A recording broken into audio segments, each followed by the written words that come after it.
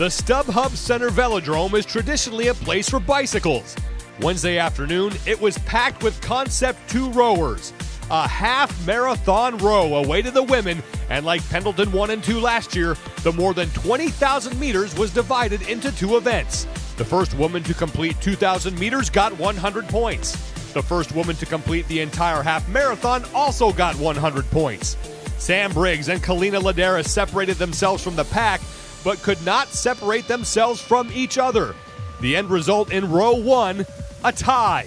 Both Briggs and Ladares got through the first 2,000 meters in 7 minutes 17 seconds. Briggs would start to pull away as the race went on. She would get through the more than 20,000 meters in 1 hour, 27 minutes, 47.9 seconds. That was more than a minute faster than second place Margot Alvarez. As a result, Briggs put herself atop the overall leaderboard in front of Rory Zambard and Alessandra Pacelli.